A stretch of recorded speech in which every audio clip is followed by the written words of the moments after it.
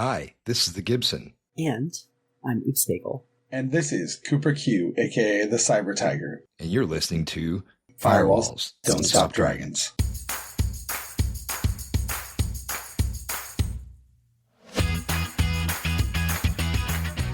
Hello, everybody. Welcome back to Firewalls Don't Stop Dragons.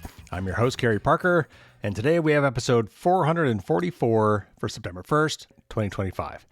We've got a great panel discussion for you this week, something I don't often do. Logistically, it's kind of tricky sometimes to put that together, but this one all came together great. We're going to be talking with three people about their Rayhunter project. And this is something that the EFF has been doing, and Quintin has been working on finding Stingrays, which is another name for cell site simulators, which can be used to do mass surveillance, but also even to do mobile spam campaigns, and even in some cases inject malware onto your phone. Now, generally speaking, that is not a widespread thing. It's honestly the mass surveillance part we're going to focus more on today, because these cell site simulators are fake cell towers, and if you turn them on in an area, your cell phone might try to connect to this fake cell tower, and in the process, exchange some information which could allow somebody to track your location. So many years ago, I interviewed Cooper about his original project around this called Crocodile Hunter, where he used some software-defined radios, an SDR, a computer, and some software that he wrote to try to locate these devices with some pretty complicated and expensive equipment. And this next iteration is totally different. It uses a very small, cheap device that anybody, including you, could buy off the internet, load it up with some custom software that doesn't even interfere with the working of the object as a hotspot, a mobile hotspot, and then use it to collect data from cell sites around the device and look for heuristics that might signal whether one of those cell towers is actually fake. It's a very interesting subject and discussion, and it's a really, really cool project. One that you can get involved with, which I'll get back to after we do the interview. So real quick, before we get into this, a little bit of lingo I want to cover and a little bit of background. We talk about SRE, which in this case has two meanings, one being site reliability engineering, the other being software reverse engineering. We do mention Kevin Mitnick. He's a famous hacker turned entrepreneur. He's very famous for his social engineering skills. And he was actually captured right here in Raleigh in 1995 using a cell site simulator. We're going to talk a little bit technical today, but don't get too hung up on that.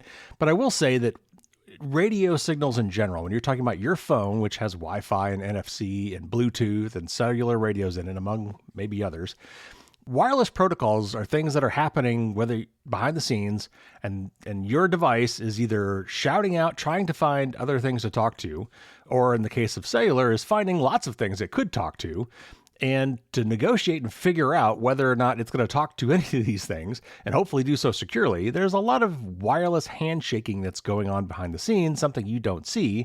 For example, your cell phone, the cellular chip on your device, what we call the baseband processor, which I'm going to come back to here in a minute, is constantly talking out, shouting out to any available nearby cell tower, trying to figure out which ones it's aligned with, right? Because you've got cellular providers, and you need to connect to the tower that is offering the service that you have paid for. And then as you're moving around, it's constantly trying to decide which is the best tower to serve you at this second. And then you're negotiating what kind of service you want to use. Is it 5G, 5G plus, whatever that means, 4G, LTE, all these things. You're negotiating that. And then also, eventually, when you really want to connect to one of these towers, you have to authenticate with that tower and set up your encryption. All this is going on without you knowing it. It's happening constantly. So it turns out that just by virtue of doing these things that are very common in the wireless protocol world, it's giving away potentially a lot of information about you, or at least about your device, which in most cases is directly associated with you or some account that you own. So phone makers like Samsung and Apple and Google like to tout their mobile processors. They're getting faster all the time. They're building in neural engines and all this fancy stuff. But what you may not know, and we have talked about this on the show before, is that most, if not all, modern phones have a separate processor that is dedicated to handling the cellular radio and the communications and we call that a baseband processor or sometimes the modem chip. Turns out there are a lot of hacking attacks specifically designed against this, and it's almost completely out of the control of the phone maker. Now, I think Apple is currently working to build their own 5G modems, but that would be an exception. Most phone makers farm that out, and Qualcomm's usually the company that's doing it. One other thing I mentioned without defining it is CALEA. That's C-A-L-E-A. That's the Communications Assistance for Law Enforcement Act that came out in 1994.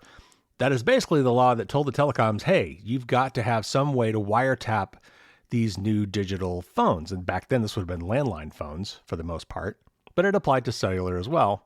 And then that same exact interface was exploited by foreign governments, China in particular, to spy on all of our communications. Because, as I've always said, you can't make a backdoor that only good guys can go through.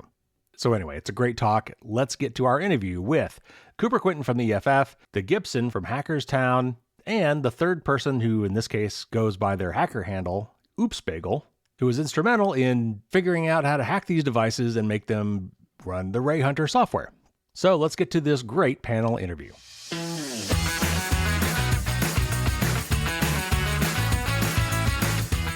Gibson is the founder, leader, and community organizer of Hackers.town and is a passionate privacy advocate. Gibson has worked to show the ways a centralized internet has harmed our culture and the future. He believes collectively we can restore the promise of the future of the internet once offered us. Thanks for having me, Carrie. It's good to be on here, and we've been talking about this for a while, so happy to join. Yes, we have, so I'm very glad we're making this happen. OopsBagel's background is in electrical and computer engineering, Linux BSD software development, and both kinds of SRE. Yeah, thank you, Carrie. I'm excited to be here. All right, and Cooper Quintin is a security researcher and senior public interest technologist at the EFF Threat Lab, fellow with Citizen Lab, and board member of Open Archive. He has worked on projects including Privacy Badger, Canary Watch, and analysis of state-sponsored malware campaigns such as Dark Caracal? And mobile surveillance. He previously worked building websites for nonprofits including Greenpeace, Adbusters, and the Chelsea Manning Support Network. Welcome back, Cooper. Hey, Carrie. So happy to be back here. Yeah, it's been too long, but we talked about a similar topic back then. That was when you were working on Crocodile Hunter. And today we're going to be talking about Rayhunter. So before we get into some of that technical details, let's go around the horn real quick. Tell us how you guys came to be where you are and what drove you guys to want to investigate surveillance tech. Coop, let's start with you. Yeah, for sure. I've been at EFF for 11 years. Before I started at EFF, I was actually a web developer for nonprofits, working with Michael Lee, who was one of the other speakers here at DEF CON, and some other folks at a company called Radical Designs doing web development for various activist groups and nonprofits. And then met some folks at EFF, eventually ended up getting a job there, and the rest, as they say, is history. Got into surveillance tech, mostly actually coming from an anti-war background.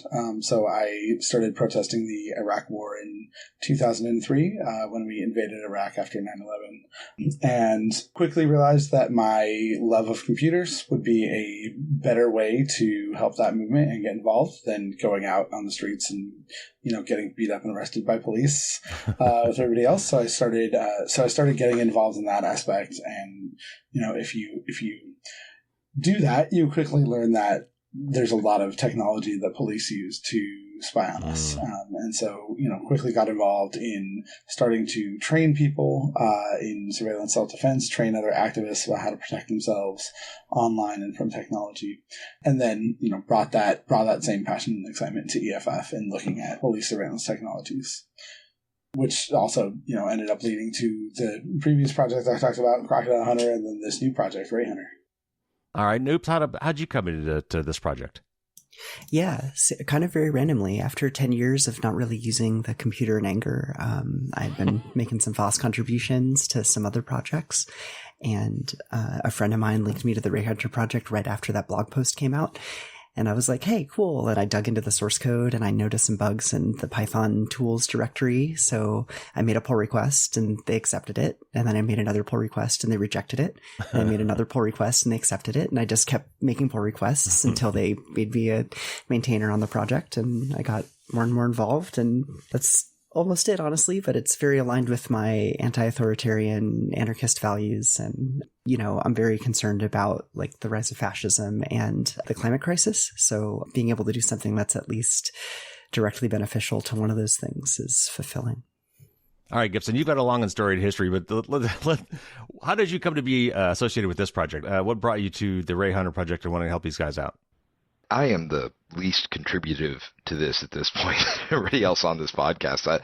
So for me, I just, back in 2017, I started Hackers.town in order to try to reinvigorate the good parts of the early hacking subculture without all the negative parts that were there at the time.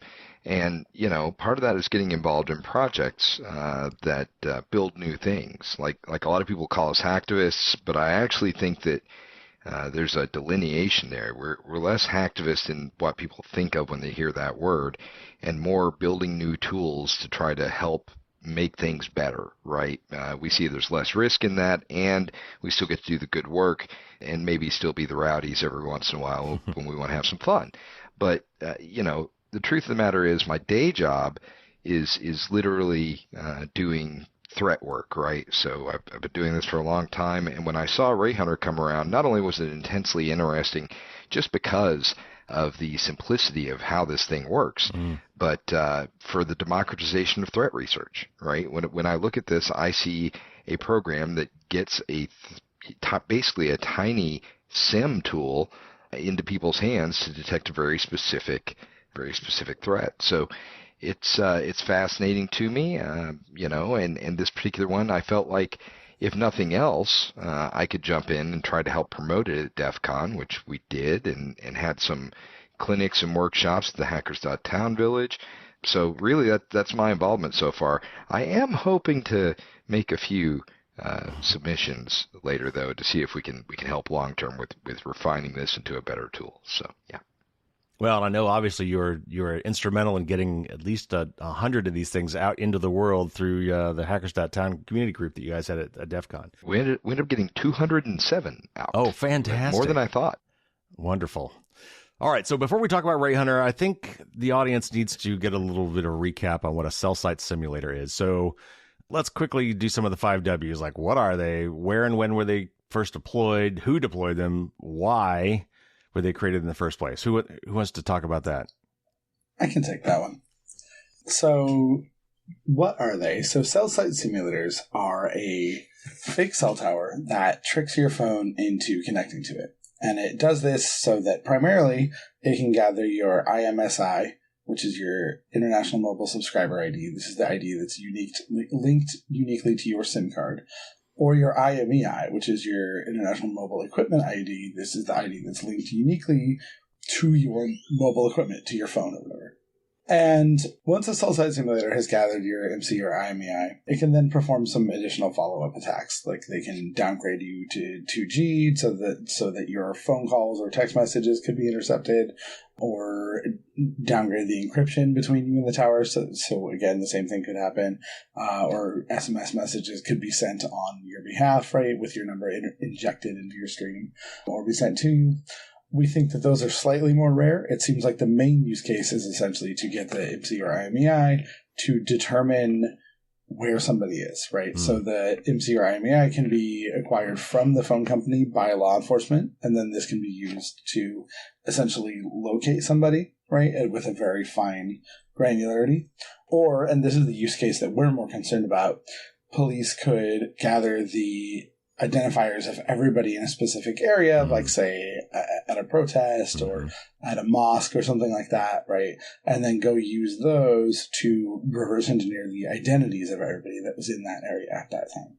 So what do these devices look like? How hard are they to deploy? I think I seem to recall some of these being as small as like a suitcase almost.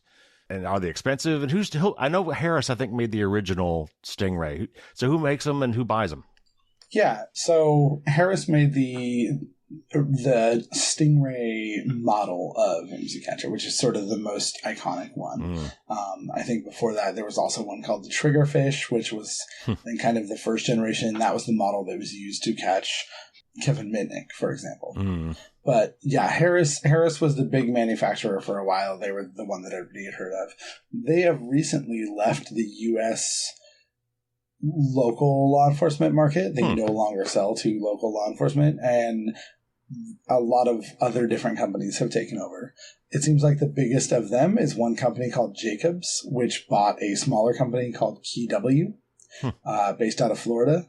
So Jacobs Wireless has been taking over a large part of the U.S. local market from what we've seen from various public records, and they seem to be the ones doing most of the selling nowadays. They are selling to cities all over the country.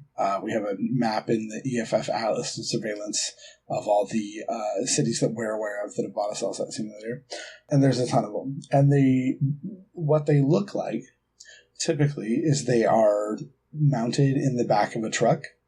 Jacobs really likes to use a Chevy for this purpose for whatever reason. But yeah, so it's usually like a bunch of software-defined radios mounted in the back of a truck, connected to an amplifier and a couple of computers to control the whole thing, and then routed through to the inboard, like the infotainment system, and also to laptops. But then they have smaller versions as well. So Jacobs in particular has the trachea and jugular models, which seem to mainly be like more portable packs that connect back to the bigger equipment in the truck, but can also operate more man-portable on their own. And these are used for like once the truck has driven around and narrowed somebody, say maybe down to like an apartment building, they can pull out trachea or jugular, which are man-portable, and then use those to locate the person to the specific apartment. Wow. All right. Those are some decidedly wonderful product naming skills. Right? Yeah. Nice marketing department move there, yeah. All right, yeah, so real interesting names they picked. Right? Jugular in particular, I think, but yes. All right, so do we know what these things actually do? Like, because I've now watched your video, I know that you somehow obtained one of these things, so you could actually see one in operation and try to, like fingerprint them, basically, see what their behavior looked like, so you could try to find it later. But help us understand, like, what these things are doing. And maybe what the threat model looks like who should be worried about these things and what kind of situations. You alluded to it, but let's talk about that a little bit more. Yeah, for sure. What these things do, I think, depends on who's using them and what they're using them for, right? What we know, for example, is that these are used by a pretty large swath of society for different purposes, right? So, for example, they've been used by scammers to engage in crime, right? So there was a big story among mobile security nerds about a woman who was driving around France and got pulled over, and they thought they found a bomb in the back of her car. Well, it turned out it wasn't a bomb. It was actually a bunch of computer equipment. So they called the IT guys out, and it turned out that it was an IMSI catcher, and it was being used to downgrade people's connection to 2G and then send an SMS message reporting to be from the French health ministry trying to scam people out of their health insurance information. And we've seen similar reports out of other countries too, like Taiwan had a similar sort of scam going on. So we know these are being used by scammers to send fake SMS messages from legitimate looking phone numbers. They've also, though, been used reportedly by companies like NSO Group. There was a report from a Moroccan activist, or a report from the ACLU about a Moroccan activist who had Pegasus malware installed on his phone, partly by interception and exploits that were delivered by an IMSI catcher. Wow. We know that the U.S. military uses these, and they seem to have a lot of capabilities, right? But that's all fairly hard to get good, accurate information on, right? But like the rumors around that are, again, around doing more things like intercepting calls and chats, malware and things like that. What we know so far that they're used for in the US is mainly just the identity gathering purposes. And like evidentiarily, what we've seen is that they seem to be mainly used for finding a specific person. Rather than finding the identities of everybody in a specific area, like at a protest. Because it turns out that, unfortunately, there are easier ways for cops to do that, right? We're starting to see more things like tower dumps, right? Where the police just get the identities of everybody that was on the towers in that area at that time, right? things like geofence warrants, right? Which Google has stopped responding to, but maybe other companies, which Google had stopped responding to, and maybe they will change their tone now that they're cozying up to the current administration, right? Or maybe other companies will respond to these things like license plate readers, right? All these other ways for companies to tell. Oh, and things like fog data science, right? Companies which are gathering people's historical phone location information from advertising APIs, right? And then selling those to law enforcement. So unfortunately, there's a lot of ways to get the identities of all the people in a given area. Yeah. And from the evidence we've gathered with Rayhunter, we're not seeing a lot of evidence of cell site simulators being used in that manner. But it seems like the most common one that we're seeing, at least in the U.S., from law enforcement, is just to find a specific person. Okay. Now, I seem to recall that Stingrays relied on now very old technology and relatively insecure 2G cellular network stuff. And in the U.S., that's pretty much all turned off. Now, I know some international locations it's still in use, but I think even the phone makers now are not connecting to 2G on purpose, or at least giving you the option to not connect to 2G networks because it was so crappy and insecure. So we're now in the era of 5G. Do they still work like they used to? Is it still as dangerous? How has that aspect changed with these devices? Yeah, so that's another really good question. So to start with 2G, 2G has been disabled on the 3 major phone networks in the US. There are no more active 2G towers. So actually, in the US, if your phone does connect to 2G, that's a pretty big red flag, right? You should be concerned and probably turn your phone off immediately. But outside the US, 2G is still somewhat common, right? Depending on which country you're in. A lot of countries have not disabled 2G yet, unfortunately, especially like in a lot of Europe and stuff where typically the US is behind the curve in that sort of innovation. Unfortunately, in this case, Europe is behind the curve there and still has a lot of 2G. Phone manufacturers have started taking steps, starting with Google and now also with Apple, to give people the ability to turn off 2G at the modem level, which I think is a really great protection. Yes. Since most of the really nasty things that one can do with an IMSI catcher have to happen in 2G, right? Like you can't, outside of 2G or a null cipher, the weakening of the encryption, you cannot do content interception attacks on 4G. And this is because there's a mutual key authentication that happens between the phone and the network on 4G.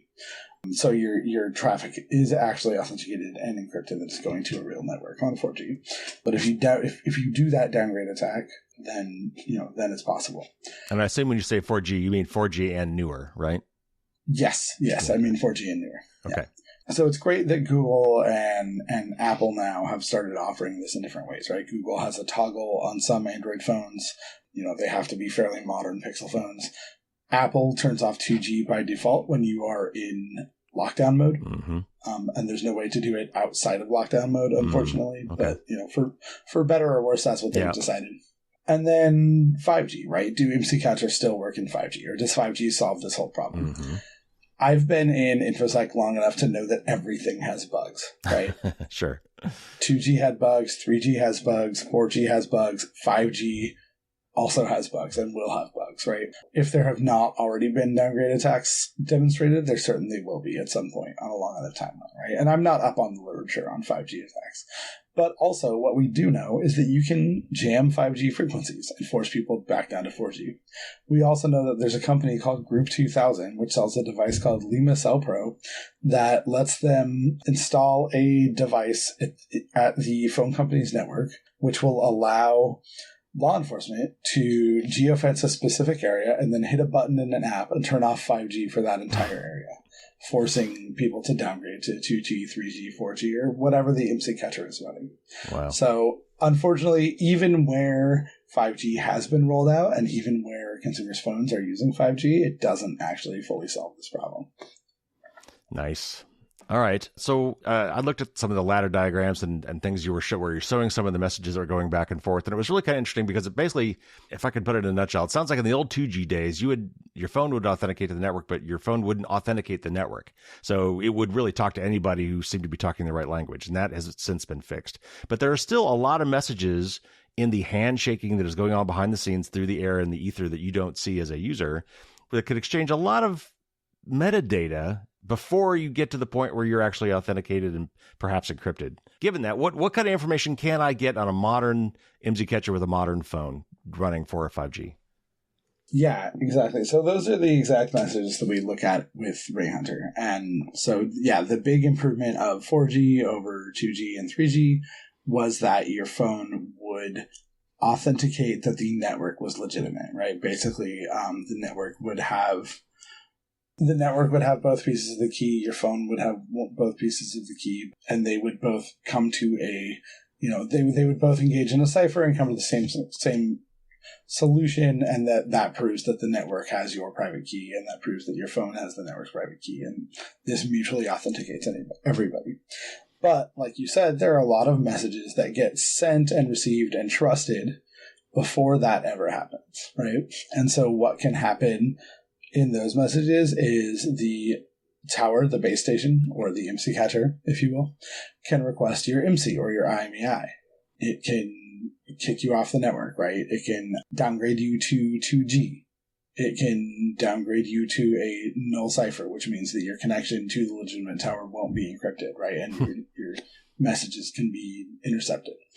There's also a lot of modem attack surface that gets exposed, right? So we call this baseband attacks, right? Like all of these messages get sent and received before authentication happens. So this is where like baseband attacks can come in, right? And this is where people can try to exploit your modem and do sort of, more of what we think as like the traditional hacker exploits, right? Like, buffer overflow attacks and things like that on your modem itself. All those messages happen there too. So yeah, there's a lot of stuff that gets sent before anything ever gets authenticated. There have been proposals to, do something like HTTPS with every tower, right? Where there aren't messages that get sent until everything is, authenticated through some sort of public key mechanism. Unfortunately, those never really took off. So this is what IMSI catcher manufacturers have exploited, right? Are these messages that get sent before authentication ever happens. And, unless the IMSI catcher manufacturer is working with the phone company, which we think is possible, especially for national security level things, right? For federally run ones, it's possible that they can get phone company key material, right? But for law enforcement, I think that that's far less of a possibility. And so we think that most IMSI catchers we come across, they are not going to be able to successfully engage in that authentication cycle. Okay. Right. So if we see some of these suspicious things happen and then not ever have that successful authentication cycle, we feel like that's highly suspicious. It's a good indicator. Yeah. It's a good indicator. You mentioned this already, but do we have any evidence on who is deploying these devices? And what I'm actually more curious to know is how do we know? And I'm not just talking the U.S., but we could start there. Is there any mandatory transparency or oversight to this sort of thing? Because this is surveillance, right? And in at least some cases, we have an expectation of privacy. And then there's laws like CALEA or whatever, like the wiretapping laws that were built in. I'm not sure how all that interplays, but is there... And I also know, by the way, that a lot of times where this is considered shady, what happens in a lot of cases is this notion of parallel construction, which is where law enforcement or whoever will come back and say, they'll get you in the way that they don't want you to know about, and then they'll find some other way to have got that same information, and that is actually what's exposed in discovery in court. So I'm curious from a policy perspective, how much of this should we be knowing about, and under what jurisdictions would that apply? How much should we know about? I mean, in my opinion, as a privacy and police transparency activist, we should know about all of it. How much are they required to report? Yes. Right? It's gonna vary a little bit depending on the jurisdiction, but generally none. The way that we have found out about any of this is through public records requests, right? FOIA, and other things of that nature, right? Or through other public reporting, right? Like we found out about the French one because French journalists found out about it, right?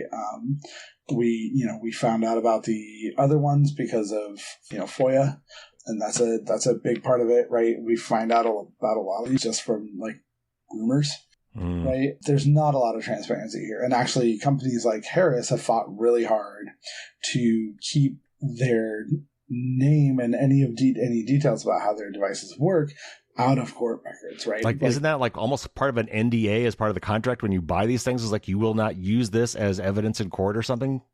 Yeah, I can't speak to the contract, but like police have been known to drop cases because the court demanded details about how the technology worked, right? And like what they found. So yeah. And I mean, parallel construction, like it's something a lot of people do, right? Like we know it's one of those things that's going to be almost impossible to prove, but we know that it's super common, right? Yeah. All right. So I think that's a good setup. Now let's talk about what you guys have done. Let's get to the Rayhunter project. And Cooper, I know you started with Crocodile Hunter, and we talked about this back in the day. That was what you and I were interviewing about, like it was 3 years ago, maybe 4 now. And now you've got Rayhunter. So tell us a little bit about Rayhunter is and how it's different from Crocodile Hunter, and maybe what you learned from Crocodile Hunter that influenced Rayhunter. They did Crocodile Hunter, and then they had to get revenge against the Stingrays because of the Crocodile Hunter, so Rayhunter. No, we called it Crocodile Hunter because we were hunting stingray, because we wanted revenge against stingrays for Steve Irwin. Even better. I didn't know I was right. I was just joking. Yeah, no, you were right. No, that's dead on. I named it Crocodile. I named the original project Crocodile Hunter because I wanted revenge against the Stingrays for Steve Irwin. And, That's right. This was the best way I could think of to go after stingrays. So the Crocodile Hunter project was my first attempt to catch stingrays or IMSI catchers. And it ran on a fairly high-end software-defined radio. What we had was a software stack written in C and Python that would emulate a cellular modem and then gather all of the downlink transmissions, so that is the transmissions coming from towers, around it and look for signs of IMSI catchers that way. We had a few different tests that we were running, and we'd put it all on a map. We would try to locate anything. It had a lot of problems, one of which was that it was too expensive, right? People don't want to buy it. Well, the people that listen to this podcast may want to buy a $300 or $400 software-defined radio. I certainly did. But most... I'm not going to say normal because I think we're normal, but most journalists and activists don't want to go by that, right? Sure. And they also, it turns out, don't enjoy compiling C by hand, unlike weirdos like me, right? Nor do they enjoy Python dependency hell. But also, the final problem, and really the most damning problem, was that it was just too hard to use, right? And the UI, like we would leave you with a lot of things that we thought were, indicators that you could look through, but it wasn't really clear enough, right? Like so for example, when I did a trial run of this in downtown San Francisco, it produced a little map which had like a dozen or so, what it thought were suspicious cell towers, which it displayed by using an icon of a little black skull, right? Now, for me, this was fine because I could look at each of those and really quickly be like, nope, that one's fine, right? Let me look at that one. And we actually did end up finding a cell on wheels that was being used there, which is just a portable cell tower using this project, right? But for a journalist or an activist or somebody, right, this is scary as hell. Why am I seeing, 20 cell site simulators downtown, right? What's going on here? Well, it was harder to interpret the data. And also the data that we were getting wasn't really something that we could easily share with other researchers, right? It was it was data that was harder to interpret. So we wanted to do something better, right? We wanted to make something that was low cost, something that was easy to use, something where the data would be easier to sort of interpret for the average user, right? And then also something that would give us really baseline evidence for experts in the field of LTE security to go, analyze our findings and either confirm or disprove them, right? So that was the theory behind Rayhunter, right? That was the basis behind it. Is we wanted something that a lot of people could use all over the US and all over the world. And so our friend Matthew Garrett, who was familiar with the project, had found this Orbic device, which was our first target device that we ran on.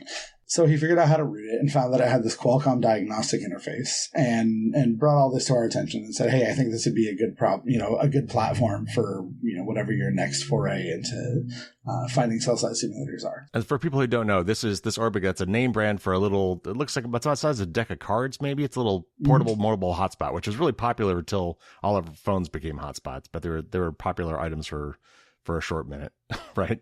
Yeah, super popular. And it costs about $20, which is great. Even cheaper if you buy them wholesale.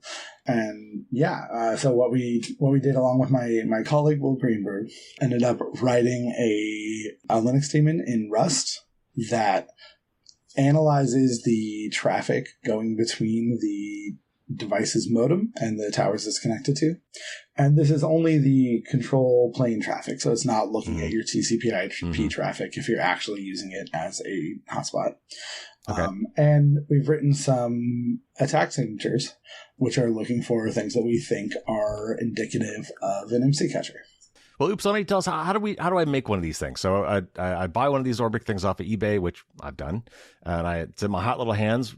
What do I do now? How do I make it? Do I need a SIM card? Do I need an active account? Tell us how you actually do one of these things. Yeah. You do not need an active account, but it is helpful if you have a SIM card. There's one heuristic that will work regardless of whether you have a SIM card, but most of them need a SIM card because without a SIM card, you don't have an IMSI, an International Mobile Subscriber Identity Number. And then your device only has your equipment number, the IMEI, the equipment identifier. And without an IMSI, you can't have the kind of back and forth handshake where the tower says, hey, what is your identity? And then your phone your hotspot, your user equipment, your UE, as it's known in the parlance. Yeah, it is helpful to have one. Most of the heuristics require one, but it doesn't have to be active. It's nice if it's active because then you can go use it as a regular hotspot and you're more likely to have it on. In terms of like what to do when you have one, you do not need to do like this kind of crap where I've like soldered on connections for testing, etc. It can remain intact. Like this is my primary development device. I almost never open it up. You simply need to run our installer program, and it should be pretty much hands off. When the installer runs, it will let you know if it was successful, and you will see stuff on the screen indicating that Rayhunter is running. There will be a green bar at the top. When it turns red, that's when you know to take a look and send your logs to EFF. And the SIM card, how might I go about getting a SIM card that, is there an easy way to go get a SIM card that's not attached to an account? Right. I mean, you can buy them by volume on eBay. So you can usually do that. Sometimes the devices are locked though. Like the Orbic is a Verizon branded device. We don't believe it's locked, but I have other hotspots that have hacked, like this T-Mobile one, and you want a T-Mobile branded SIM card with this. Buying them secondhand is definitely the easiest way to have them not be associated with your identity, because if you walk into a store, they're going to want to do that know your client thing and give you a SIM card. So secondhand is the best. Yeah. So I have a little bit of experience with this after DEF CON this year. Yeah. Turns out you can buy roughly on, say, eBay, a lot of 100 of these, right? That already have SIM cards in them in most cases. They might be missing backs. They might need a battery. There's a million little things you'll deal with doing it this way. But for about $300, you can get 100 of them. So they can get very cheap in used bulk and still functional, right, for the purposes at hand. So they're an incredibly inexpensive piece of equipment to go this route with. You know, from what I've seen and from the experience we've had with my teams playing with these, we've watched the detection and false positive rate get better over the past 6 months. We intend on seeing that continue to happen.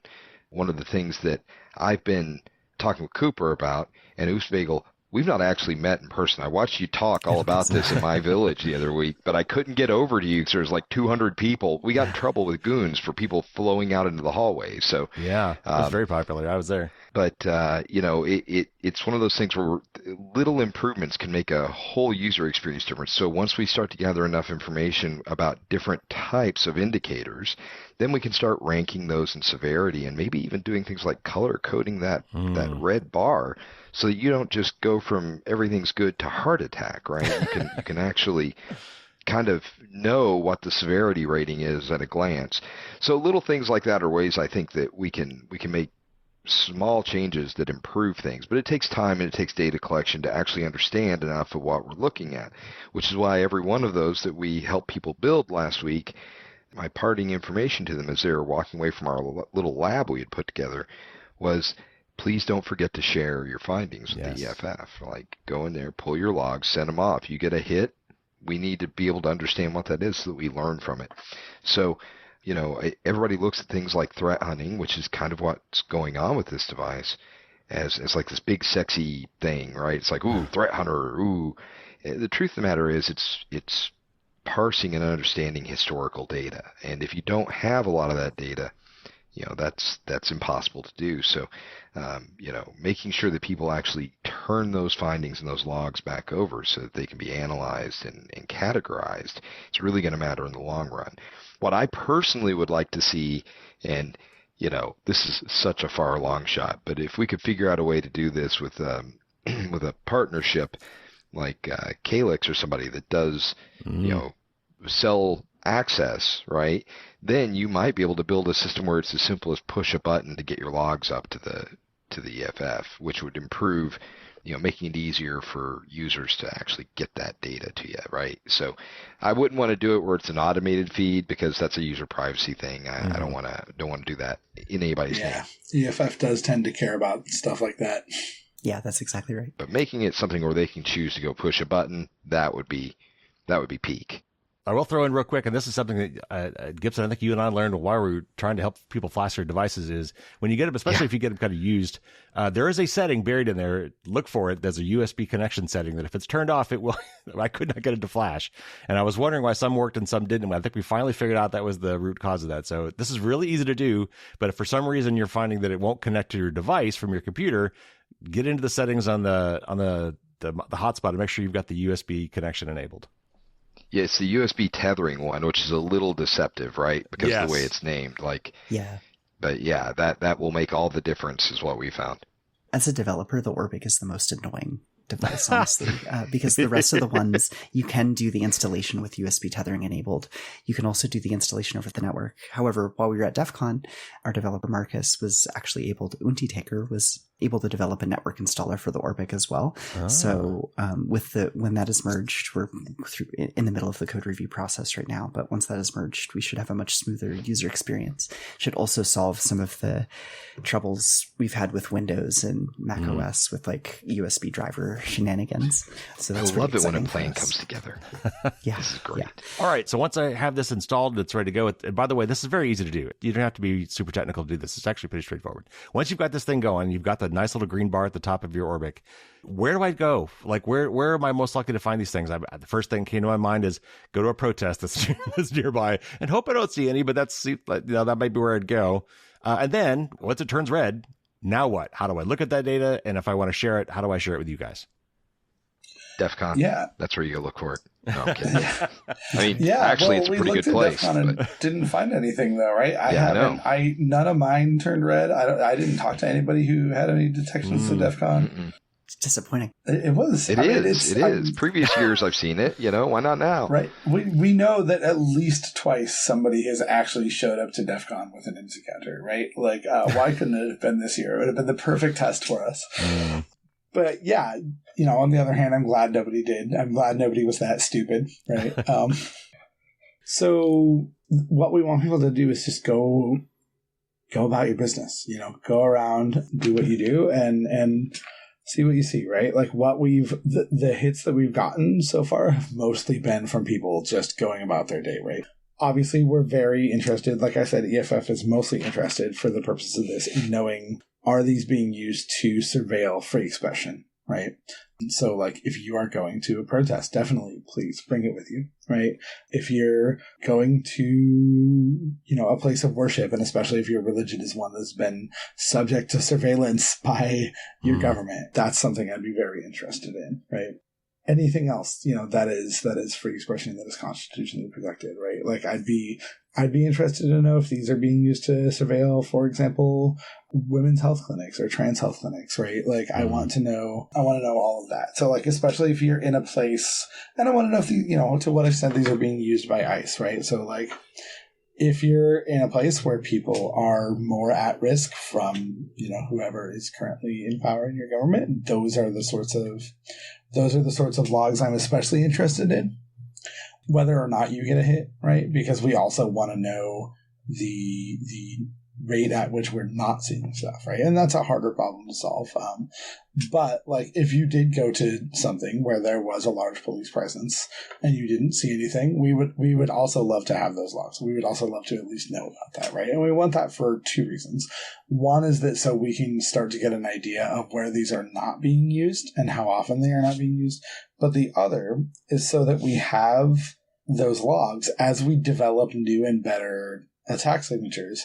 We can rerun them against the old logs and see if anything does pop out as suspicious that didn't before. Or if something that was previously suspicious, now that we've improved our logs, oops, it turns out that was a false positive, right? That's what we're really interested in everything, right? But especially freedom of expression. And if you do see something, or if you go to something particularly interesting, like we got a lot of logs from the No Kings protests on July 14th, right? And those were all very interesting to me, even though there was nothing suspicious that popped out of those logs, right? Like that's good data to have. If you do see something, then you can send it to EFF. You can either send it to our email address, our intake address, which is info@eff.org. Or if you want to encrypt that, because those logs can contain PII, such as your IMSI or your IMEI, they can also contain, they do contain your location history because they contain the history of what cells you were near at what times, and that is easy to reverse engineer into your location history. So if you want those to be encrypted, you can send them to us over Signal. We have a Signal phone number listed on our website. I can't remember exactly off the top of my head what the username is on Signal. But you can send them to us over Signal as well if you want to encrypt those. Electronic Frontier Foundation .90. Oh, all right. Great. There were 89 others? 90 because 1990 is the year we were founded. Oh, okay. Okay. Not because 1 through 89 were already taken. I had to make the joke. All right, so as we wrap up here, let's say I'm worried about being in a group that might be targeted by this type of surveillance. What can I do? What is my OPSEC? How do I minimize my exposure to this type of tracking? Well, as my kid said, and as a lot of hackers say, turn off your phone is the sort of the most obvious way, although that's not actually super helpful advice because a lot of people want to use their phones for a lot of things, and we're pretty tied to our phones to operate in modern society, right? Right. But there's no reason that you need to use your same phone for different things, right? If you're a journalist, it might make sense to pay a little bit of extra cost to have a separate cell phone that you use to interact with like confidential sources, for example, or give out to strangers and make that separate from the one you talk about your family with and, have personal information on. Yeah, I think generally, like, it depends on what you're worried about here, right? Like, if you are always concerned about, IMSI catchers being used to deliver malware directly to you, right? Like, then you should be concerned about malware in general, right? And if you're concerned about malware in general, then the best option for your threat model is probably a more lockdown system, right? Something like iPhone in lockdown mode or something like Graphene OS. Right, if you're worried about sort of, those sorts of zero-day attacks, right, and really advanced malware like that. For people who are, which I think, is probably the more common threat model of, like, I don't want my location tracked, or I don't want, people to know I was at this protest or whatever, right? For those, I think there are really the answer is, and unfortunately still remains, turn off your phone, right? Our phones at the end of the day are location tracking devices, right? Yeah. If you are connected to cell towers, right, that is an indicator of your location, right? The apps that you're using, some of them are going to be sending your location to data brokers, right, which will end up in the hands of companies like Fog Data Science and LocateX. Exactly what drove us to build Valid. Yeah. There are a lot of ways that you can be tracked with your phone, but even if you turn your phone off, right, like license plate readers are becoming increasingly common. All facial over the recognition, US, yeah, right? Yeah, and facial recognition and all of that. So there's, there are a lot of ways to track somebody's location, and I think what you have to do is sort of, if that is really your concern, right? I really don't want somebody to know I was in this location. You kind of got to do a bit of defense in depth, right? You've got to start by turning off your phone, right, and bringing if you really need a camera or a way to communicate, right, like bring that phone, but bring it turned off, right? Or find a different way to communicate, right? Use Meshtastic, use, old school, go old school, use ham radios, right? Whatever. Or, turn the phone on when you're in a safer area where you are okay with being tracked, right? But also you got to think about the other things, like, not taking your car there, right? Taking the bus instead so that you don't show up in the LPR databases. It's all this sort of defense in depth. Yeah. Generally, I think things like turning off 2G, if that is a possibility in your phone model, right? I think that's a great step that everybody can take. There's no reason that any of us should be using 2G anymore. Right. Is turning on airplane mode, I realize you've got a lot of other radios that can be tracked in different ways, but is turning on airplane mode from a technical perspective the same as turning it off from a cellular perspective? No. Okay. So what mobile engineers have told me is that, and I haven't verified this yet, but it seems accurate, and it's something I actually want to go reverse engineer and verify, is that turning on airplane mode actually doesn't turn your radio off at all. It just stops your radio. Like, it tells your radio to not actively try to associate with cell towers with increasing amounts of power, right? So like the way your phone normally works is if it can't find any towers around you, it'll increase the amount of power and search wider for more towers, right? And it'll keep doing that and kind of it'll start shouting and like drain your battery pretty quickly, right? This is especially bad at 30,000 feet, right? When you're not going to find anything, right?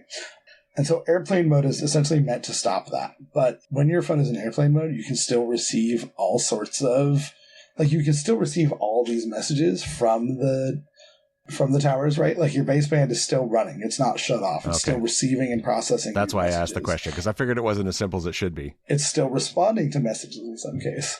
So yeah, unfortunately, I would and I think most people conceptualize airplane mode as just an off switch for the baseband, right? Mm-hmm. And yeah, that's unfortunately not the case. There is this is something that people are starting to think about. There's actually a interesting case. I wish I could remember the name of the company. There is a phone case being put out by this company that only works with a certain model of Samsung phone that physically interrupts and turns off the baseband radio and all the other radios, the Wi-Fi and the Bluetooth radio. Interesting. And right now they're manufacturing this for and selling it to the DoD. Mm-hmm. Right. So this is being used for military purposes, and they need this because turning on airplane mode isn't enough. Right. So this is pretty cool. I would like to see something like that applied to more phones. Right. I think listen, I'm probably about to get Graphene really mad at me, but if this is something that Graphene has control over, I would love to see them do something like that, right? Be able to actually have a kill switch. Yeah. Because that would be a great thing, right? If you could do that, I would, I'd say if you're somewhere where you don't want people to know you're there, activate the kill switch, really turn off all your radios. Anything that can be activated through software is just not good enough anymore. You need physical and mechanical kill switches. Yeah. There have been products that have come along before that were lacking in other areas that did this exact thing. The Pine phone comes to mind, right? You had kill switches for radios there. Unfortunately, it really didn't work on any networks that we're familiar with for the most part. Right. But then also I've noticed a mounting change in consumer marketing lately that actually is pushing toward more solutions similar to this. Not just kill switches on phones, but for example, there's an eyeglass maker just a few months ago that when the protests were kicking up, started selling a coating you could put on your lenses that made it very difficult for facial recognition systems to be able to scan the IPD of the subject, right? So an IPD is interpupillary distance. It's a key indicator, right? It dropped I want to say 92% of detections, according to what I was reading about that particular product. Now, the other side of that, and this gets back into physical security again, but there's kind of an underground demand for a particular pair of safety sunglasses called the Crossfire 2169 model, right? And they're dirt cheap. They are ugly, but the red coating on the lenses bounces most infrared radiation and causes most facial recognition systems have a hard time to identify you. Now, of course, from there, back to Cooper's point about defense in depth, it becomes more of a problem regarding gait recognition and all the other factors that can build in to recognize a person through those systems. So, well, also, if you're the only one wearing those Crossfire sunglasses, exactly, right? You mark yourself for the guy with the Crossfire sunglasses on and the weird hacker. Like I've seen people make stealth suits with IR emitters in the hood, you know.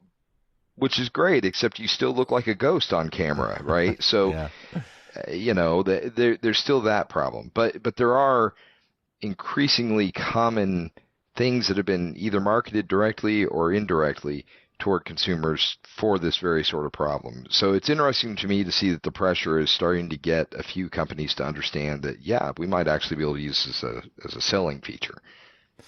All right, guys, this has been great. I appreciate it. I want to go around the horn with everybody real quick. Tell me what's next for you guys. Like what's next for Hackers Out Town? What are you guys up to next? What's in Valid and Rayhunter? And so let's start with Cooper.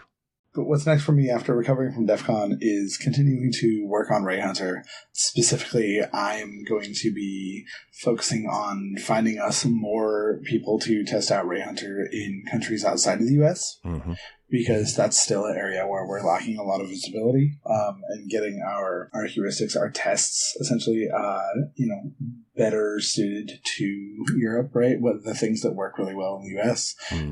Tend to have a lot more false positives in Europe, and we're trying to minimize false positives. That's really one of our driving goals here. Yeah. So getting a lot more testing in countries outside the U.S.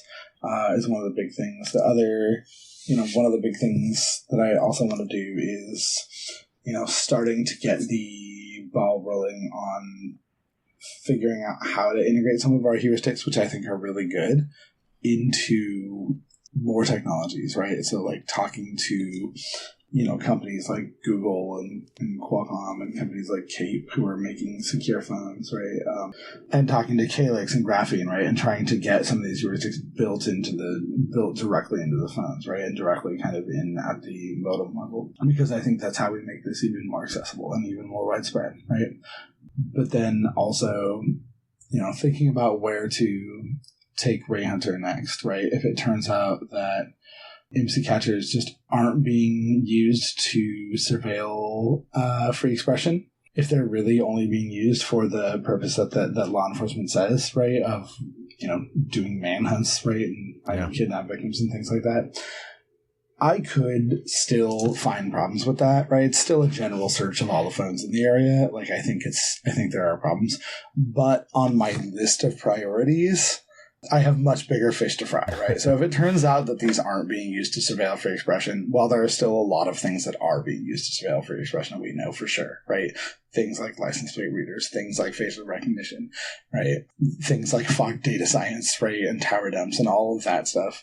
So, thinking about how to either, turn Rayhunter into something that's more useful for that, maybe some, how to turn it into more of a, counter surveillance, more of a broad-based counter surveillance and community signal intelligence platform, or figuring out what other things can be done against some of these other, to protect people against some of these other technologies. All right, Oops, tell me what's up. What's next for you? What are you working on next? Any features you want to add to Rayhunter? What are you personally working on? Yeah, for Rayhunter, I would like to improve our translation situation. Right now, we don't have any translations into non-English languages for strings that users are going to see during the install process via the web UI or even on the device. And I think it's an important component of getting support out there for especially IT Region 3, but, Spanish support would go pretty hard.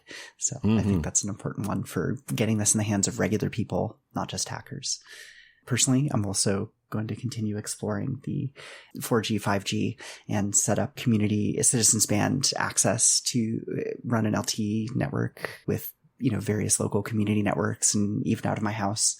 LTE band 48 is available to operate in the unlicensed spectrum with like a minimal amount of paperwork, and providing people alternatives to get off of, giving people options to get out of the like big tech realm of, running communication seems valuable. Personally, I'm also very interested in these days anti-drone technology. So if anybody listening wants to reach out, I'm sure we can do some cool stuff.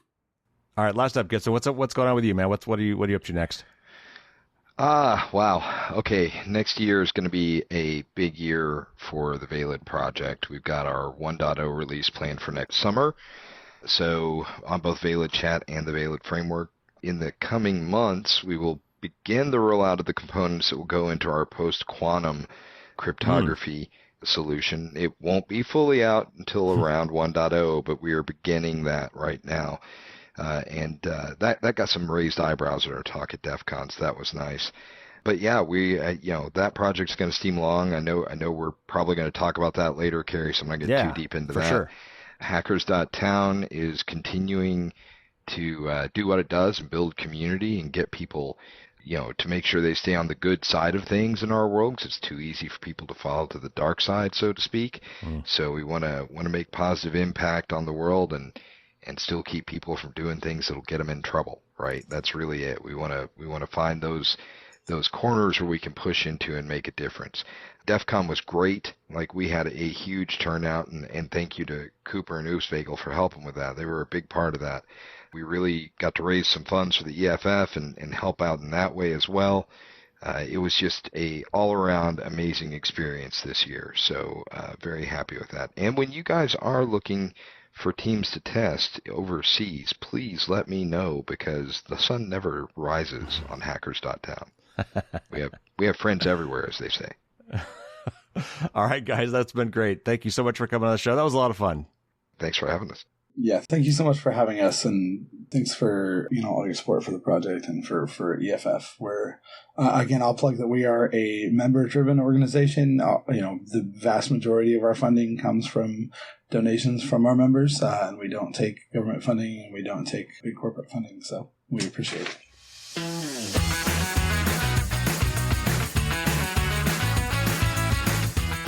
That was a lot of fun. I'm really glad we got everybody together for that. And I've got several things to go over with you after the fact. First of all, I wanted to call out the fact that Gibson mentioned gait recognition, and that's GAIT. In other words, how you walk. That's a thing. That's a thing that could be done. And apparently it's actually pretty accurate. I love the book Little Brother by Cory Doctorow. And in that book, the protagonist actually puts a little pebble in their shoe to throw off his gait to try to defeat this method of surveillance, which was actually common in the book. So I didn't want that to just drift by and let you think that was just something weird. That is actually a thing that has been done. So check out the show notes, of course. There's lots of great links in there to many of the things we talked about, including to the DEF CON presentation that Oops and Cooper gave on Rayhunter, which itself contains a lot of great links and info around IMSI catchers or cell site simulators. And I just want to drive home, it's really easy to make one of these. I have one. It did not take me long to put it together. I got an Orbic portable 4G hotspot for $20 or so off of eBay, brand new in the box, and you can get them cheaper in bulk. You don't have to get 100 of them, but I have seen packs of 10. So maybe this might be something fun to do as a project and put all the software on them and then hand them out to friends. You don't need a SIM card with an active account in order to do this. And again, apparently you can buy these things, non-functional ones, off of eBay in bulk for really, really cheap. So you just need a SIM card. It doesn't have to be tied to an account that is drawing money, but you could do that and get maybe a really cheap pay-as-you-go SIM card, especially if some point this Rayhunter software allows you to directly and perhaps automatically and periodically update the data that you've recovered straight up to EFF. Flashing the software on it is pretty straightforward. There are some weirdnesses with Windows, but it sounds like they're going to be working that out soon. But I did it, and I actually helped several people do it at the Hackerstown booth or area at DEF CON. Maybe I'll do a Merlin's Musing on this at some point.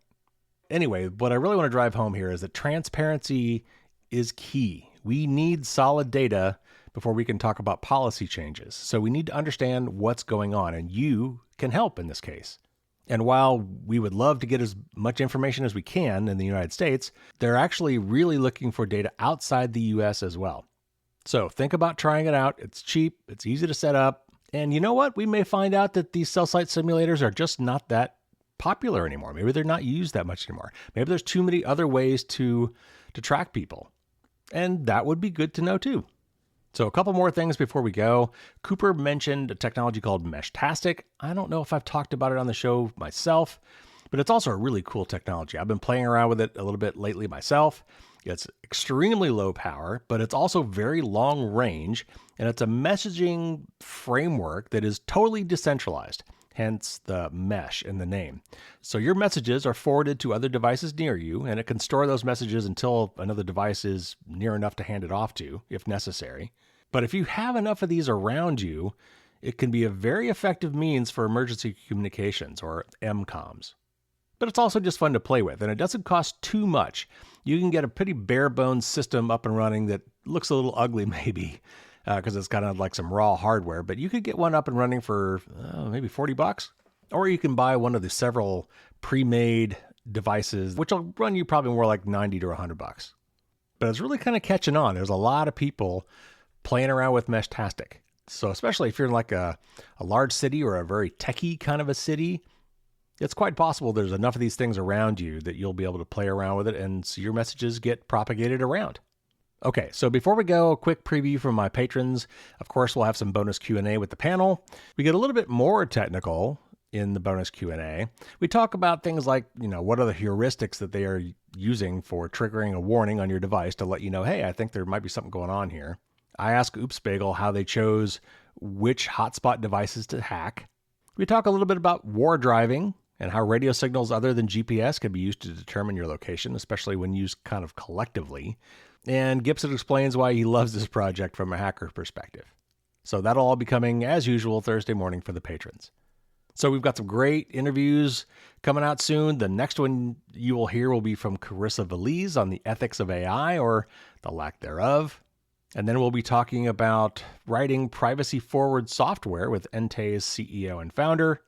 And as Gibson alluded to, I'm in the process of putting together an interview with the Valid team to explain what that's all about. And in the coming weeks, I've got a lot of interviews scheduled. Not exactly sure what order they're going to come out. They're still in a little bit of flux there, but they will all be really interesting, and I can't wait for you to hear them. So that'll do it this week. Take care. Hope you enjoyed that panel discussion today. Stay safe out there, and until next week, as always, don't get caught with your garbage down.